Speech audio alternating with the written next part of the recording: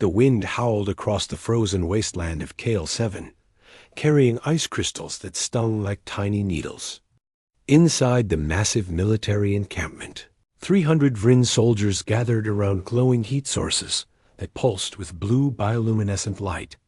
The alien warriors looked like giant insects, with hard shells covering their bodies and multiple eyes that reflected the cold. Starlight above. Commander Throlix stood before his troops, his mandibles clicking in what passed for laughter among his kind. He was larger than the others, with scars across his carapace that told stories of many battles. Tonight, he wanted to address the foolish rumors that had been spreading through his ranks like a disease. "Some of you believe in ghost stories," Throlix said, his voice a harsh rasp that carried across the silent camp. "You speak of a human female who kills without weapons. You say she moves through walls and disappears into smoke. You call her the ghost of Terra." Several soldiers shifted uncomfortably. Throlix noticed this, and his anger grew. "We are the Vryn Collective. We conquered Earth. We destroyed their fleets. We made their warriors kneel.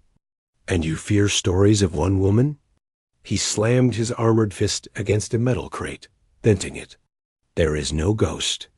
There are only incompetent soldiers who make excuses for their failures." But Throlix was wrong.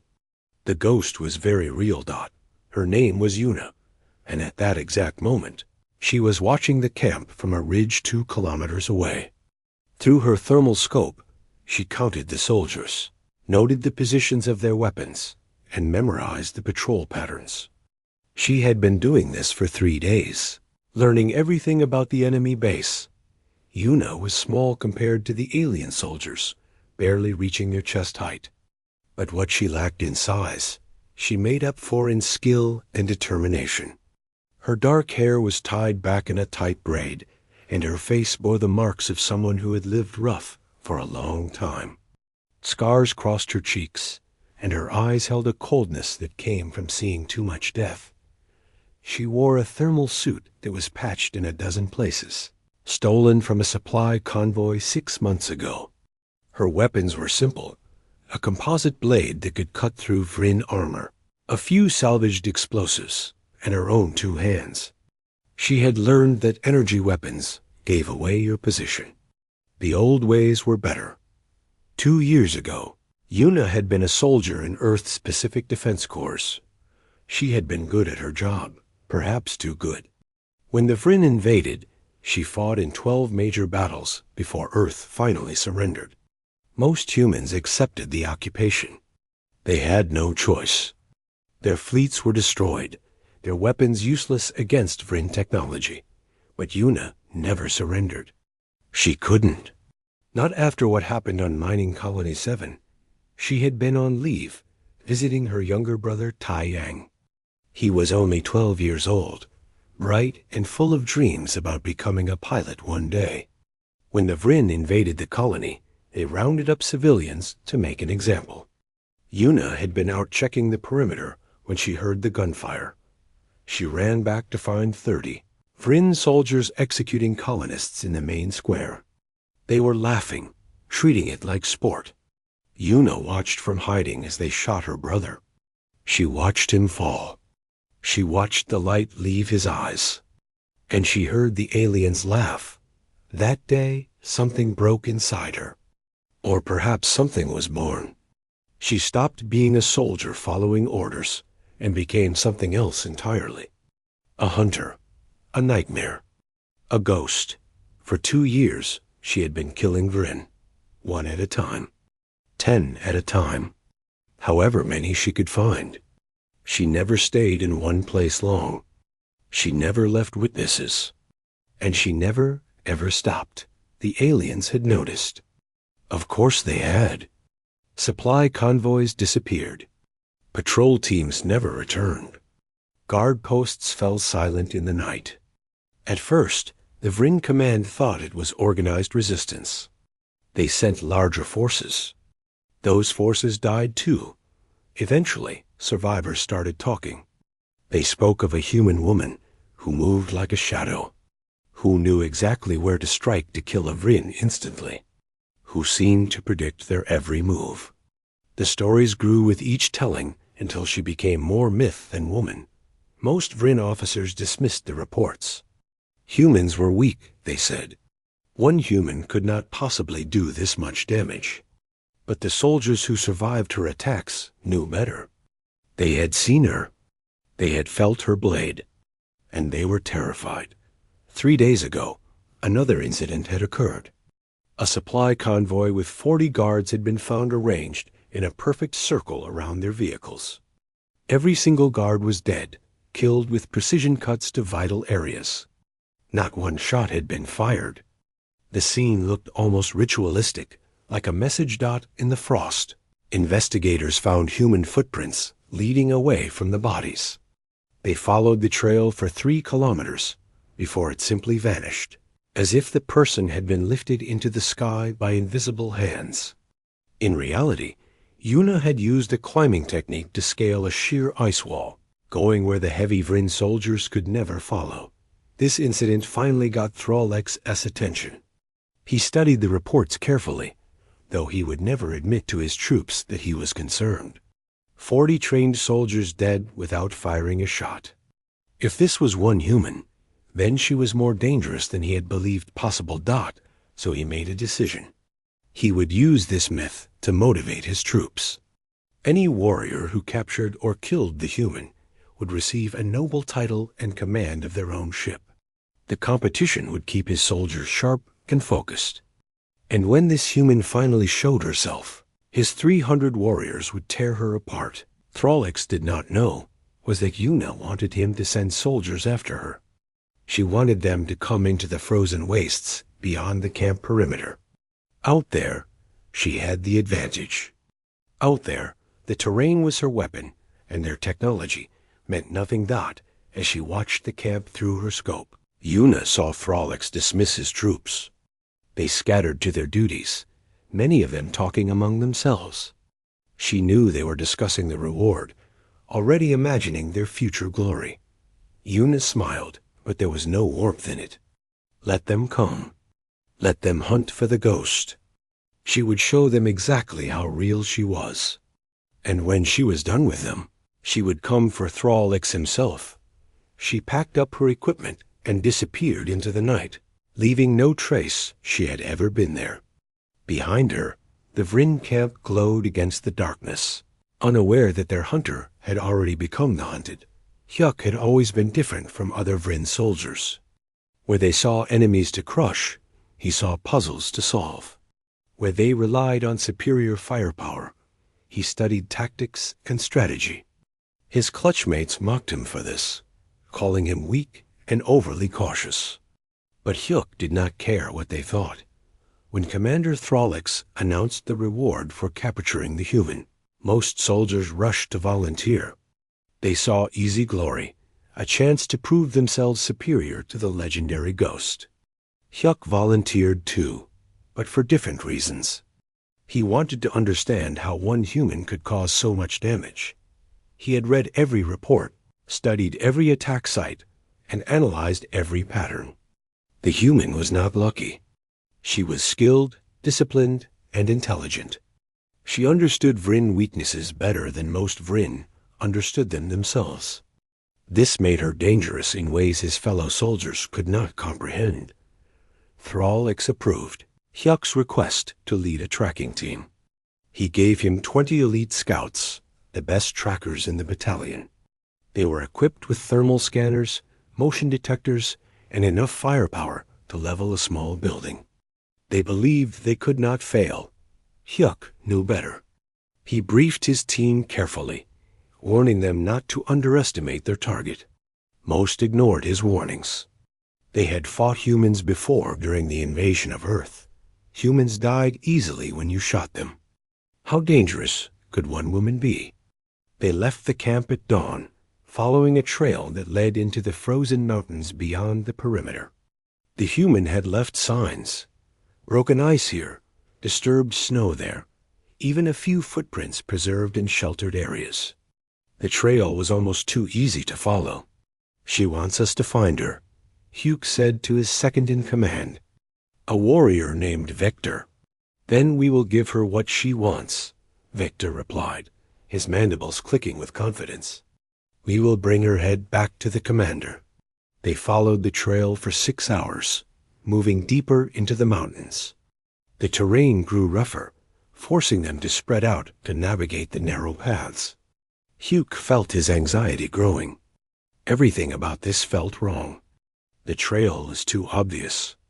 The human had been invisible for 2 years, and now suddenly she left clear signs. He was about to order his team to halt and regroup when the attack came. The first explosion erupted beneath Victor, a small charge that had been buried in the snow. It was not large enough to kill him, but it knocked him down and broke his communications equipment. Before anyone could react, a figure dropped from the ice wall above them. Yuna landed among the Vryn soldiers like a falling star. She had been hiding in a crevasse, waiting for them to pass beneath her. Now she moved with a speed that seemed impossible for a human. Her blade flashed in the dim light. The first soldier died before he could raise his weapon, the blade sliding between his armor plates into vital organs. The second fell as Yuna spun, using the dying soldier's body as a shield while her knife found the weak point at the base of the skull. Hyuk shouted orders, trying to organize a defense, but his team was panicking. They had trained to fight enemies who stayed at a distance. They had weapons designed for long-range combat. But this human was among them, moving too fast for their targeting systems to track. 3 more soldiers fell in rapid succession. Yuk saw how she fought. Every movement was efficient, no wasted motion. She aimed for the joints in their armor, the gaps between plates, the vulnerable areas that most humans would never think to target. She had studied them just as carefully as Hugh had studied her. Retreat, Hugh ordered, firing his weapon at where the human had been a moment before. She was already gone, having rolled behind an ice formation. Fall back to the canyon entrance. Those who could still move ran.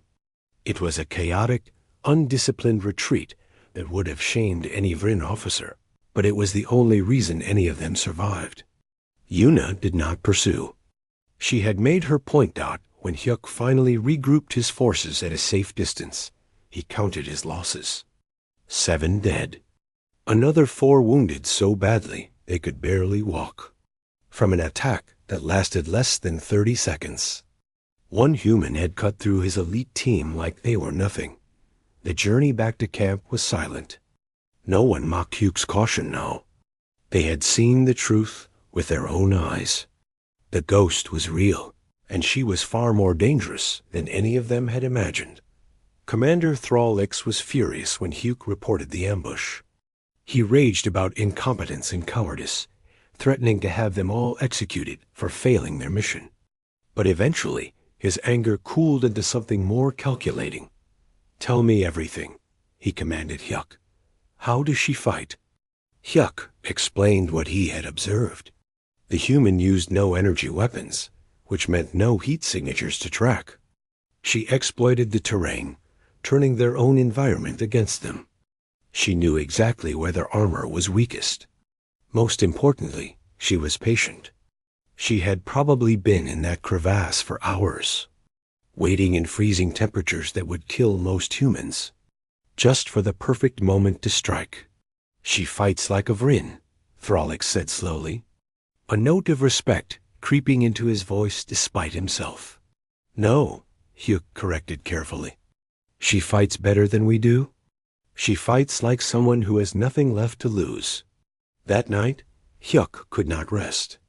He kept replaying the ambush in his mind, seeing that human face for just a moment before she attacked.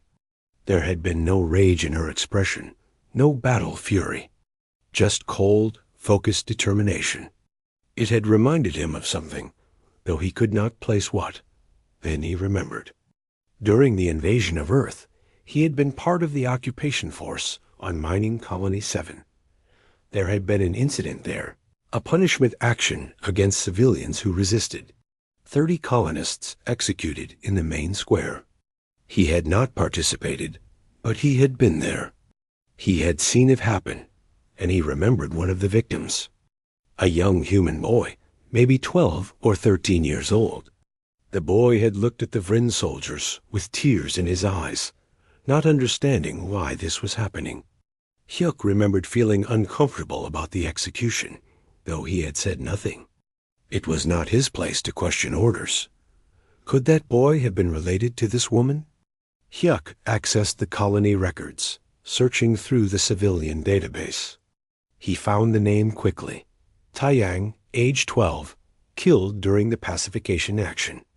Next of kin listed, Yuna, age 24, Pacific Defense Corps. Hyuk felt something he had never experienced before: shame. This woman had been hunting them for 2 years because they had murdered her little brother. And Hyuk had stood there and watched it happen. He tried to push the feeling away. War was war. Casualties happened. The humans had resisted, and resistance had to be crushed. That was the Vryn way. That was how empires were built. But the feeling would not leave him. It grew stronger, spreading like poison through his thoughts. For the first time in his life, Hugh questioned whether the Vryn way was right. Meanwhile, back in the mountains, Yuna cleaned her blade and checked her equipment. She had learned something important from the ambush. The Vryn were afraid now. Fear made people predictable. They would send more soldiers, heavier forces, but they would be cautious. Caution created patterns, and patterns could be exploited. She had also learned that Commander Thrallix was planning to relocate his base. Her surveillance drones had intercepted the communications. The Vryn were evacuating to a more defensible position in 3 days. Yuna smiled. A moving convoy was vulnerable, and she had 3 days to prepare the perfect trap. The Vryn thought they were hunting her, but she had been hunting them all along. Soon, Commander Thrallix would understand that some ghosts were very real, and they remembered everything deep in a cave system 15 kilometers from the Vryn camp. Yuna worked by the light of a small chemical lamp. Her hands moved with practiced efficiency, cleaning weapons, checking explosive charges, and repairing her worn thermal suit. Everything she owned was salvaged, stolen, or cobbled together from scraps. After 2 years of living alone in hostile territory, she had become an expert at making do with almost nothing. She had 3 functional weapons left: her composite blade, a Vryn plasma cutter she had modified into a cutting torch, and 2 homemade explosive charges. Her thermal suit had been patched so many times it looked like a quilt. Her rations consisted of nutrient paste stolen from Vryn supplies, and whatever she could hunt in the frozen wastes. It was not much, but it was enough. It had to be. Yuna pulled up the data from her surveillance drones on a cracked display screen. The drones were her most valuable assets, tiny machines no bigger than insects that she had built from salvaged parts. They fed her constant information about Vryn movements, allowing her to stay 1 step ahead. That data confirmed what she had suspected. The Vryn were not just relocating to a new base. They were planning to attack the human settlement before they left. The settlement was home to 1,500 colonists, the last major group of humans still alive on Kale 7.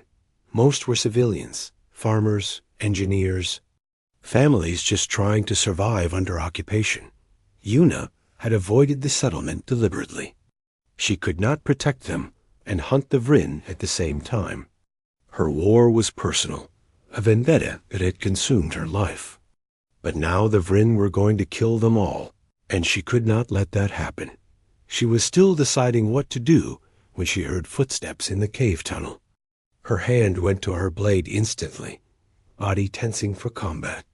But the voice that called out was human. "Please do not kill me. I am a friend." A woman emerged from the darkness, hands raised to show she was unarmed. She was older than Yuna, maybe 40, with short gray hair and tired eyes. She wore the simple clothes of a settlement colonist. "My name is Dayan," the woman said carefully. "I was a combat medic during the war. I have been looking for you for 3 days. How did you find me?" Yuna demanded, not lowering her blade. "I am a medic. I know how to track people. You leave signs, very small signs, but they are there. Disturbed snow, broken ice, places where you stop to rest." Dayan took a cautious step forward. "I need your help. We all need your help. I work alone. I know. Everyone knows. You are the ghost of Terra, the woman who cannot be killed. The Vryn are terrified of you." Dayan's expression was pleading. "But terror is not enough. The Vryn are going to destroy our settlement. We have 1,500 people, including 200 children. We cannot fight them. You should evacuate," Yuna said. "Evacuate where?" "This is an ice planet. We have nowhere to go. The Vryn control all the ships." Dayan stepped closer. "You are our only hope. You can stop them." Yuna turned away, staring at her cracked display screen. The tactical part of her mind was already calculating possibilities. She could hit the Vryn convoy during their relocation. That would delay them, maybe even destroy their command structure. But it would also expose her to overwhelming force.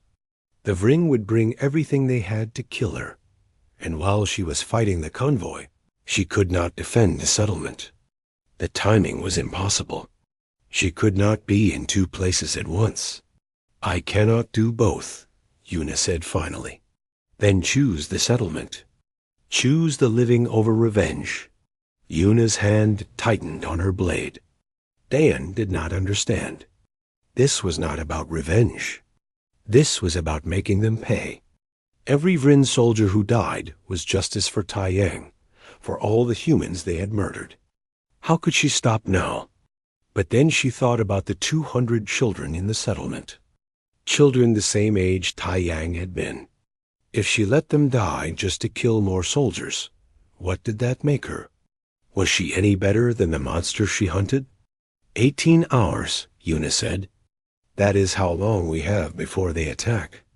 We cannot evacuate everyone in that time, which means we have to defend the settlement. Can your people fight? Some of them. Most are just scared civilians. Scared civilians can still pull the trigger. Come on, we do not have time to waste. They reached the settlement just after dawn. It was a collection of prefabricated buildings clustered around a central square, surrounded by defensive walls that were designed to keep out weather, not armies. The colonists lived under constant Vryn supervision, but the aliens left them mostly alone as long as they did not cause trouble. Now trouble was coming whether they wanted it or not. Dayan gathered the settlement leaders while Yuna studied the defenses. The walls were useless against Vryn weapons. The settlement had no heavy artillery, no shield generators, no real military equipment at all. On paper, it was indefensible. But Yuna had not survived 2 years by fighting on the enemy's terms. A young man approached her nervously. He was thin, barely 20 years old, with the soft hands of someone who had never seen real combat. My name is Junho. Dayan said you might need help. Can you shoot? Yuna asked. I have never shot anyone. That was not what I asked. Yes, I can shoot. My father taught me before. He trailed off, unable to finish the sentence. Yuna understood. Everyone here had lost someone.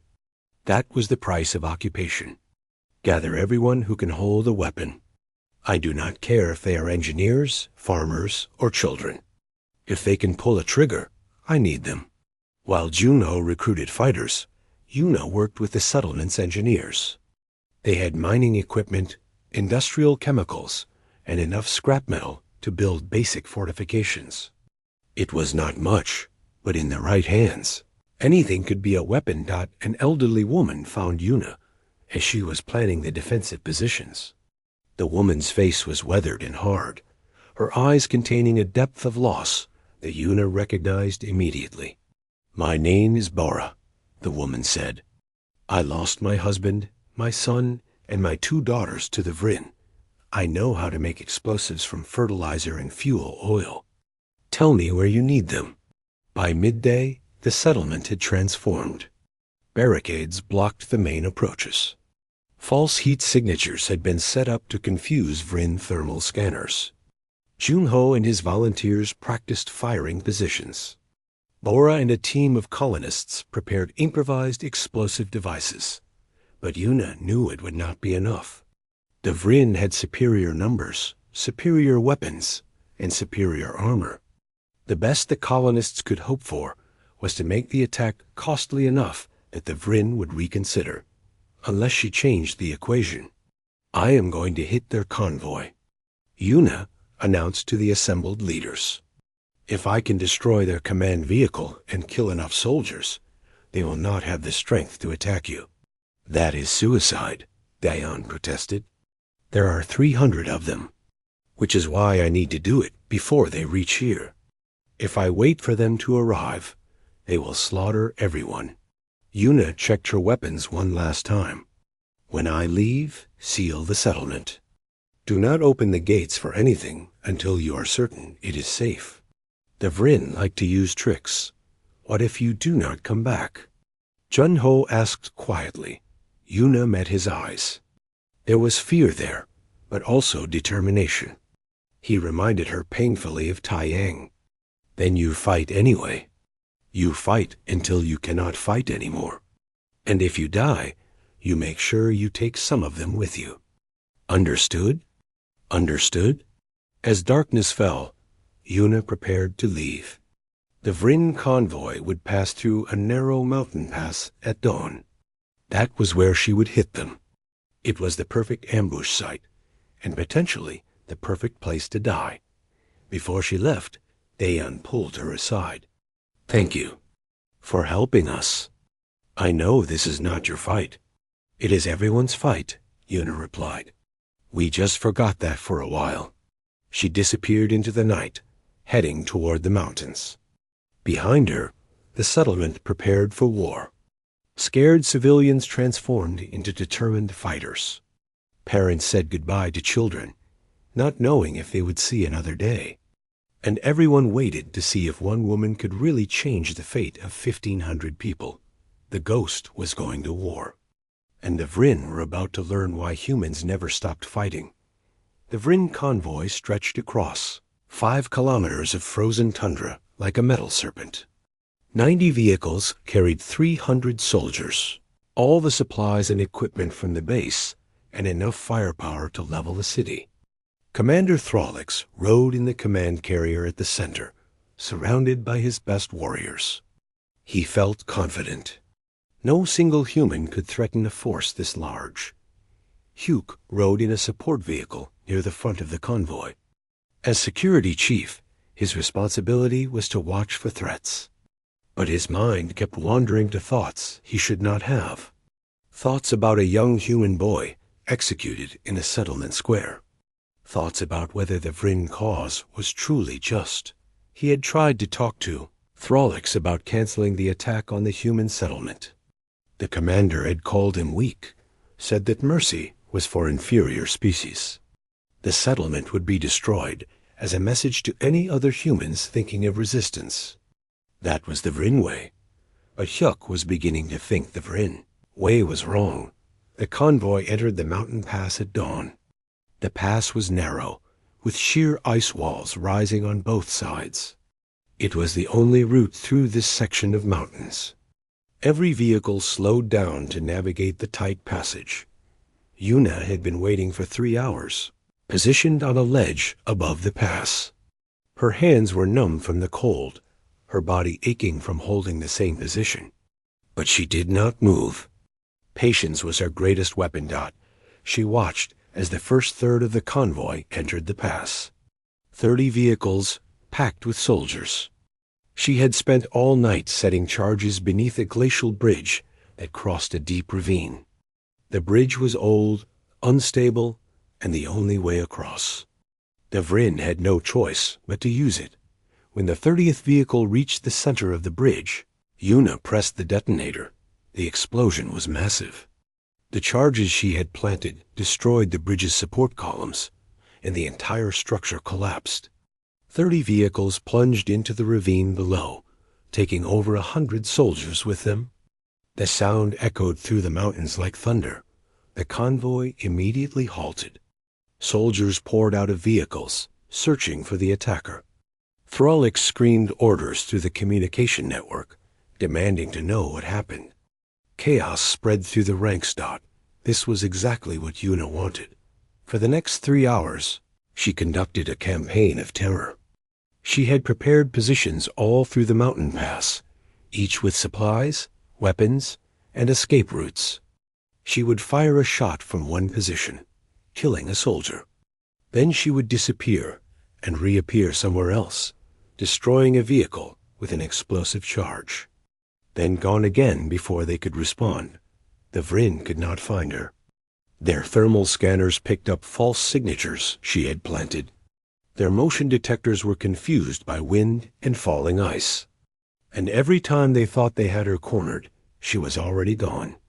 Hyuk watched the chaos with growing horror. The human was not trying to destroy the entire convoy. She was trying to delay them, slow them down, which meant she had a larger plan. And suddenly he understood. He ran to the command vehicle, pushing past guards to reach Thrallix. "Commander, she is buying time for the settlement. We need to abandon the civilian attack and reach our extraction point." Thrallix struck him across the face with an armored fist. "You are a coward and a traitor.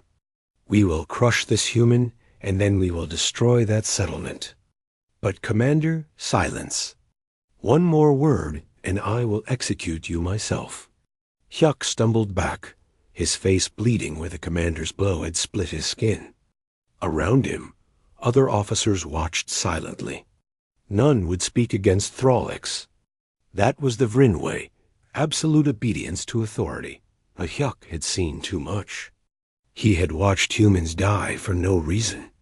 He had seen a woman fight against impossible odds to protect her people. And he had realized that honor was not about following orders. Honor was about doing what was right. He made his decision. While Thrallix coordinated the search for Yuna, Hyuk accessed the command vehicle's systems. He was security chief, which meant he had high-level access codes. He used them to disable the communication array, cutting the command vehicle off from the rest of the convoy. Then he did something that would mark him as a traitor forever. He accessed the human resistance network and transmitted the convoy's exact coordinates, their strength, and their plans to attack the settlement. If he survived this day, his own people would hunt him. But at least he would be able to look at himself without shame. By afternoon, the convoy had reorganized and was moving again, slower and more cautiously. They had lost a third of their forces, but they still had enough strength to destroy the settlement. Thrallix was determined to see it done. Yuna watched from a distant ridge. She was out of explosives and down to her last weapon, her blade. She had done everything she could to slow them down, but it had not been enough. The convoy would reach the settlement in 2 hours. She had one more option. One desperate, probably suicidal option. She would attack the convoy's center and try to kill Thrallix directly. If the commander died, the convoy might fall apart. Vryn military structure was rigid. Without clear leadership, soldiers often became confused and ineffective. It was a terrible plan. She would have to fight through dozens of soldiers to reach the command vehicle. She would almost certainly die. But if it gave the settlement a chance, it was worth it. Yuna began her approach as darkness fell. She used every trick she had learned in 2 years of guerrilla warfare. She moved between vehicles in the shadows, slipped past guards who were focused outward, and killed anyone who noticed her with quick, silent strikes. She had killed 30 soldiers and was almost at the command vehicle when alarms finally sounded. The Vryn had found the bodies. Yuna broke into a run, no longer caring about stealth. She could see the command vehicle ahead, could see Thrallix emerging to see what the commotion was about. She raised her blade, preparing to throw it at the commander's exposed throat. Then someone tackled her from the side. Yuna and her attacker rolled across the frozen ground. She came up ready to fight, blade in hand, and found herself facing Hyuk, the Vryn soldier who had led the ambush against her in the mountains. "Wait," Hyuk said quickly. "I am not your enemy. I disabled the attack on the settlement." "Liar!" Yuna lunged at him, but Hyuk dodged, not attacking back. "The communication array is down. I sent your coordinates to the human resistance. The attack on the settlement has been cancelled." He held up his hands, showing he was not fighting her. "Please, you must believe me." Yuna hesitated. Everything in her screamed not to trust a Vryn, but something in Hyuk's eyes reminded her of the way Dayan had looked at her in the cave. Desperate honesty. "Why?" she demanded. "Because this is wrong. All of it is wrong. We murdered your brother. We murdered thousands of humans. And for what? So we can build an empire on graves?" Hyuk shook his head. "I cannot be part of this anymore." Before Yuna could respond, Thrallix's voice boomed across the convoy. "Traitor! You dare betray your own kind for a human?" Soldiers were converging on their position, dozens of them with weapons raised. Hyuk stepped between Yuna and the approaching soldiers. "The settlement is not a military target." Hyuk shouted back. "There are only civilians there, children. We are supposed to be warriors, not murderers of innocents. They are all enemies." Thrallix roared. "Every human is an enemy, and so are traitors." He raised his weapon, not at Yuna, but at HYUK. And everything happened at once. Thrallix activated the orbital bombardment system, calling down fire on both the convoy's position and the settlement. He would rather destroy everything than admit defeat to a human. Hyuk saw the activation code flash on the commander's wrist display. He knew what it meant. The orbital strike would kill everyone, the settlement, the convoy, even himself. It would be complete annihilation, erasing all evidence of this failure. Without hesitation, Hyuk charged Thrallix. The commander fired, hitting Hyuk in the chest. The shot would have killed most Vryn instantly, but Hyuk kept moving, driven by something stronger than survival. He crashed into Thrallix, wrestling for the control device on the commander's wrist. Yuna joined the fight, her blade flashing as she cut down soldiers trying to help their commander. Together, she and Hyuk fought through the guards. Hyuk took blow after blow, his armor cracking, his body breaking. But he would not stop. Finally, he tore the control device from Thrallix's wrist and crushed it in his hand.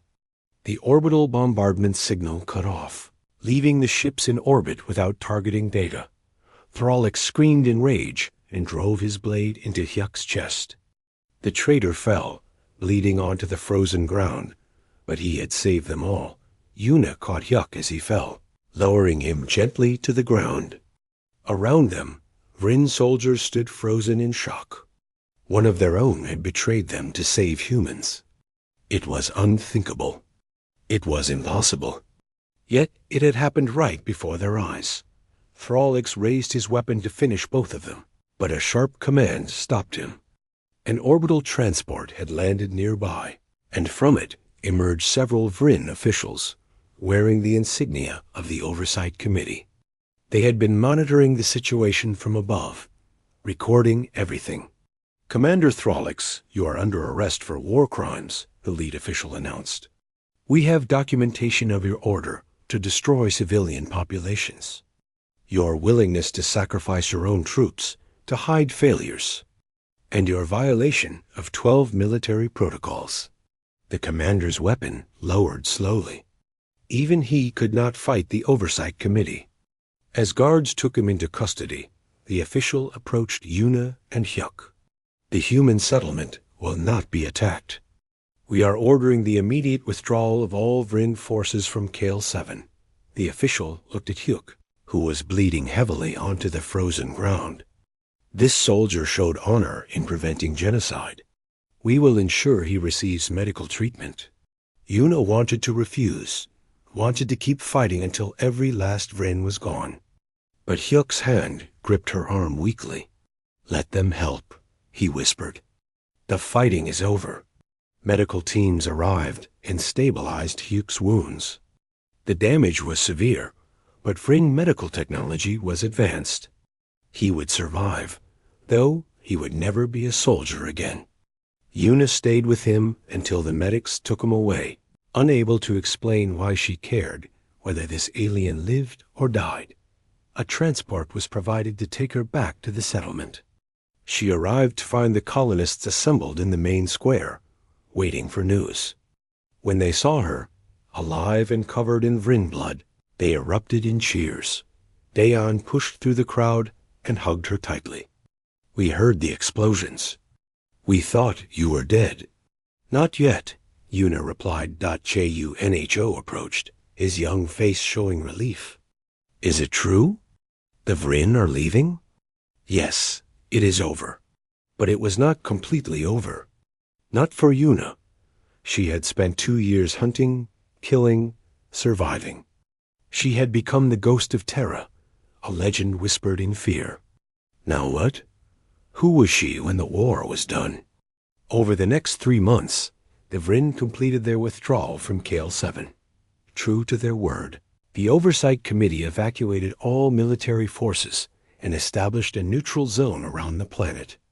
Peace negotiations between humanity and the Vryn Collective began, with Kale 7 serving as neutral ground. The settlement survivors emerged from their shelter to find rescue ships from Earth waiting. Help had finally arrived. The colonists could return home or rebuild their lives on other worlds. They had survived the occupation. Dayan used the time to establish a memorial in the settlement's central square. It bore the names of everyone who died defending against the Vryn attack that never came. 3 names held special prominence. Junho, who died holding a defensive position when Vryn scouts probed the settlement's defenses during the convoy chaos. Ora, who sacrificed herself detonating explosives that collapsed a tunnel to protect other colonists. And Hyuk, the Vryn soldier who chose honor over loyalty to his species. Yuna stood before the memorial, reading the names. So many dead. So many lives destroyed by war. And for what? Territory? Resources? Pride? "He survived, you know," Dayan said, joining her at the memorial. "Hyuk, the Vryn medical team saved him. He has been discharged from military service. I heard he is working with the peace negotiations now, trying to build understanding between our species." "Good," Yuna said quietly. "Earth Command has been trying to contact you. They want to award you medals, give you rank, make you a hero." Dayan studied her face. "What will you tell them?" "That I am not a hero. Heroes do not spend 2 years killing because they are too angry to stop." Yuna touched Taiyang's name on the memorial. "I need to figure out who I am when I am not fighting." "And who is that?" "I do not know yet. But I cannot find out here." A week later, Yuna prepared to leave Kale 7. She had refused all the official recognition, all the medals and honors. She just wanted to be left alone. Dayan walked with her to the transport ship. "Where will you go?" Dayan asked. "Somewhere quiet. Somewhere I can remember what it is like to be human instead of a weapon." Yuna shouldered her pack, which now contained only civilian clothes and a few personal items. Her weapons had been left behind. She would not need them anymore. "Will you ever come back?" Yuna looked back at the settlement, at the people rebuilding their lives, at the memorial honoring the fallen. "Maybe, when I figure out who I am. When I can look at that memorial without seeing ghosts." She boarded the transport, and as it lifted off, she took one last look at Kale 7, the ice planet where she had become a legend, the place where she had lost herself in rage and revenge, and the place where she had learned that even enemies could find honor. The transport jumped to faster-than-light travel, leaving the frozen world behind. Una settled into her seat and closed her eyes. For the first time in 2 years, she felt tired. Not physically exhausted, but soul-deep tired. The kind of tired that comes from carrying hatred for too long. She thought about Tai Yang, about the bright-eyed boy who wanted to be a pilot. He would have been 14 now. What would he think of what she had become? Would he be proud that she avenged him? Or would he be sad that she had thrown away years of her life on revenge? Una decided he would want her to live. Really live, not just survive. To find peace instead of just more enemies to kill. It would not be easy. The ghosts would follow her for a long time. But she was done running. Done hiding. Done being the myth that everyone feared. It was time to be human again. Years passed. The peace between humans and the Vryn held, growing stronger as both species learned to understand each other. Trade routes opened. Cultural exchanges began. The wounds of war started to heal. In Vryn military academies. Instructors taught lessons about Kale 7. They studied how one human with inferior technology had defeated overwhelming force through tactical brilliance, determination, and the refusal to surrender. They learned her name. They learned her story.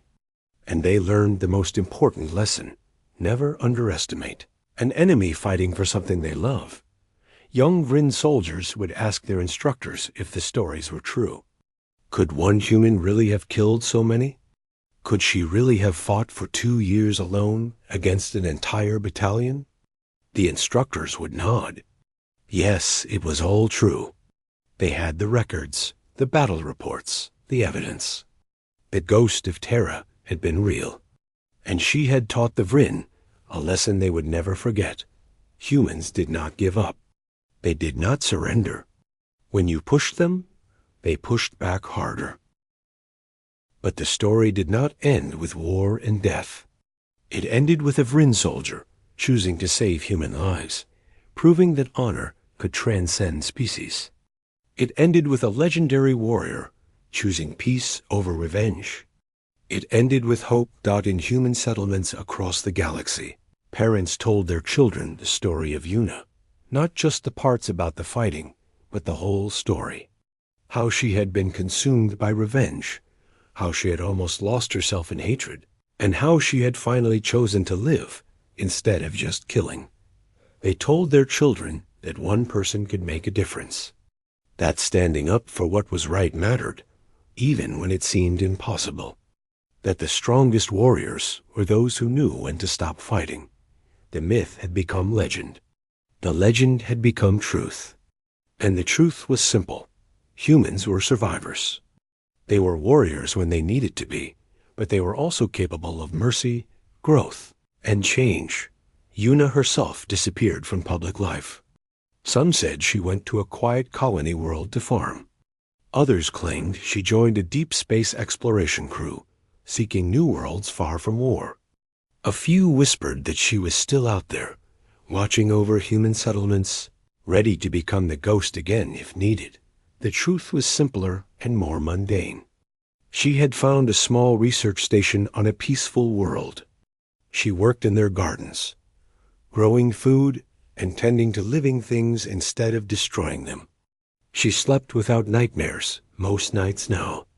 She made friends who did not know her past. She had stopped being the ghost of Terra and had become just Una again. And that was enough. On the anniversary of the Battle of Kale 7, she would visit the memorial that had been erected there. She would stand before the names of the fallen and remember, not with rage anymore, but with sadness and respect. They had all been victims of war, human and Vryn alike. Then she would visit the small grove that had been planted in Hyuk's honor. the Vryn who had proven that even enemies could become allies. They still exchanged messages sometimes, brief conversations about rebuilding and healing. Neither was the same person they had been during the war. War had changed them both. But it had not destroyed them. As she walked through the memorial gardens, Yuna thought about Tai Yang one last time. She hoped he would be proud of her, not for all the killing she had done, but for finally learning to stop, for choosing to honor his memory by living well instead of dying for revenge. The sun set over Kale 7, painting the ice fields in shades of gold and purple. The frozen world that had seen so much death was now a symbol of hope, a reminder that even the coldest places could thaw, even the deepest wounds could heal. The ghost was at rest. The warrior had found peace, and the legend lived on, not as a tale of vengeance, but as a story of resilience, honor, and the strength to choose mercy over hatred. They had believed she was only a myth, but she had been real. She had been human, and she had shown them all what humanity truly meant.